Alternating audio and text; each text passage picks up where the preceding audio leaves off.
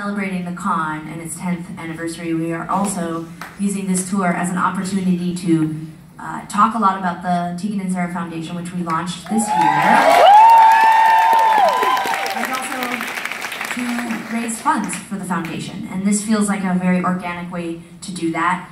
A portion of your ticket that you paid for tonight goes to the foundation, and any Tegan and Sara Foundation merchandise that you can get outside goes to the foundation, and also any donations, pocket change, whatever you have that you put in the jars is going to the foundation as well. And for those of you, what's that? And our CD. Oh god, yeah, the CD. Sorry, that's true. Also the CD, the ConX covers, which 14 amazing artists covered the album. We're selling it. Funny story. We're selling it for $10, and we've been selling like 150 of them a night. And SoCan, which is basically the, not SoCan, sorry, why did I say SoCan? It's like we're in Canada. SoundScan, that's how old, no, we don't sell CDs anymore, so I've forgotten their name. But basically the organization that records how many CDs gets sold by an artist every week, and then that's how they sort of determine charts and those types of things. They actually called us today because they were like, we need you to prove that you're really selling that many CDs every night, because it's so unusual for people to be selling that many records. And so I'm just saying, it's a really good deal, $10 to buy the CD. It's signed by us. And again, all the proceeds. There might be a little bit of Indian food while I was signing them and some packaging Indian them food on the CD. So I apologize. And I have these new jeans, and they leave the ink on their hand. So some of the CD booklets are just filthy, and extremely personalized. Extremely personalized. Like sweat and tears all over. Yeah. Gene, ink, and curry. But so, I just want to take one quick second for those of you who aren't totally familiar with the foundation.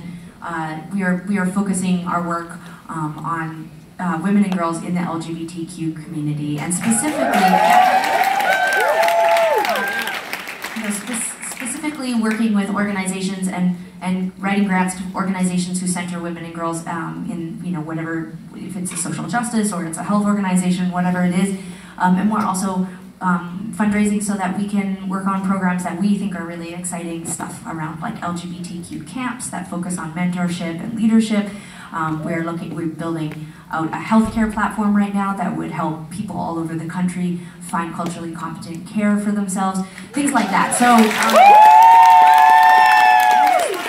on a personal note, I just want to say that in between Mindhunter episodes. Yeah, I mean, and binge eating salt and vinegar chips. But besides that, I just wanted to say on a personal note, we've been touring since the late 90s, and my memory of realizing my own identity as not being like a straight person was long before we started our music career. And while we have had, I think our story is unusually positive, the way we were received by our family and friends, the way that we've been received by so many of you, I know that that's not always the way that it is. And one of the things that has been sort of tremendously important to us over the years is how many of you have shared your stories. And they're not always positive, but I know that this community and sometimes the music itself has kept you feeling positive or like you have hope. And I want you to know that this foundation really is about giving back to you and giving back to the community that has given us so much hope. Even if you didn't know that, we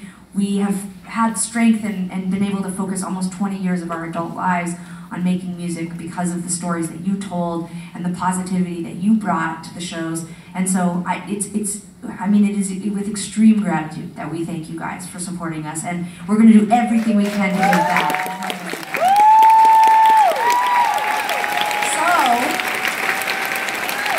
there's the important things to remember from what Sara just said. We launched the Tegan and Sara Foundation. We have a booth, and we have a bunch of awesome volunteers who donated their time tonight to run the booth. You can get pins by donation, free postcards. There's Tegan and Sara Foundation merch and signed CDs.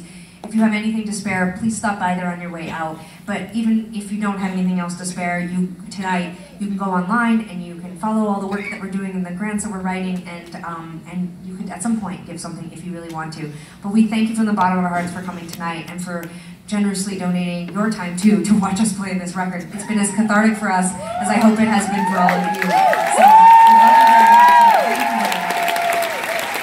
Thank you. Portland will always have a special place in our heart. This record was a seminal moment in our lives, and it really transformed our career. And so we also owe you a amount of gratitude for having such a great city, a welcoming city that made it possible for us to make this record. And so thank you very, very much. And now we're going to play these last two songs, and then we've all got to get home to watch my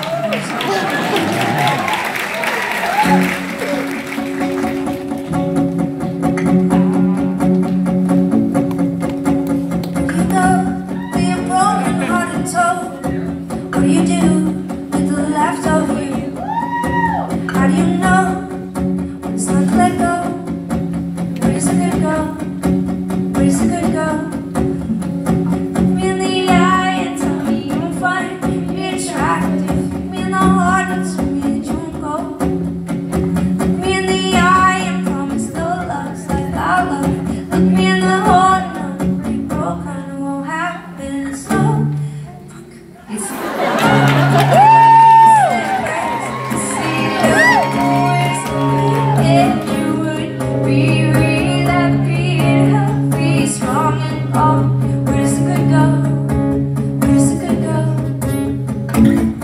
so hard because I play the song with my eyes closed, and then I just randomly choose a place to put my hand down, and then we also did take a lot of acid between 1994 and thing where we play the first verse-ish of the song, and then the chorus, and I play it wrong, and then we just start talking, and then we just go into the final song. It's by no means a complex song, but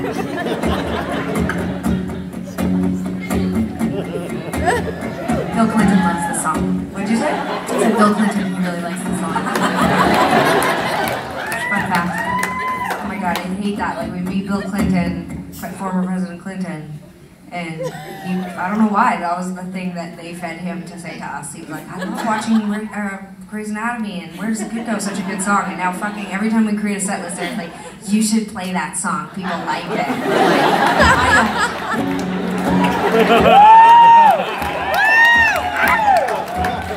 Shonda Rhimes likes that song. Yeah!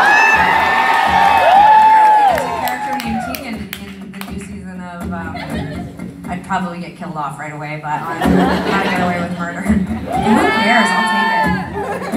I don't know where to go from here. Like, we heard it, right? Like, that's good. We can play another song now. That's good enough, right? It's a taste. It's a taste. Thank you guys. Thank you so much. See all the positive comments? Don't leave any weird Instagram comments. Like, it was an amazing show until that last song. I just think we should take the time to learn it. We read it. We did. You played it. You know what? You played it pretty well in soundtrack. Play it! You know what's important? You know what? Thank you, sir. You know what? We've all gotten. You can keep doing that. That sounds great. Yeah, do that. Yeah, that's beautiful. Tim's gonna do that, and I'm gonna wrap this up by saying this: that for the last 10 years or so, you know, it was like full rock band, and it's kind of like things get going, you can't stop it. I really have resisted going out and playing acoustically, but I'm very much enjoying that I can like make mistakes, and I can be accepted for the mistakes that I make.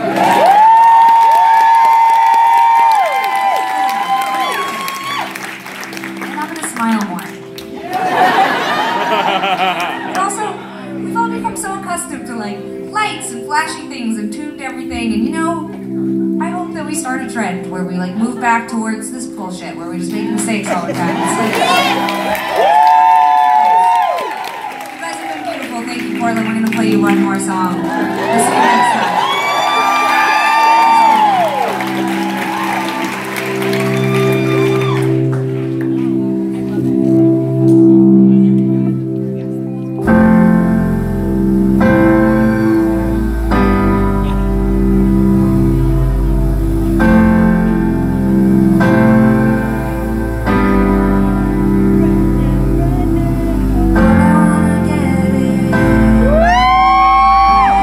Closer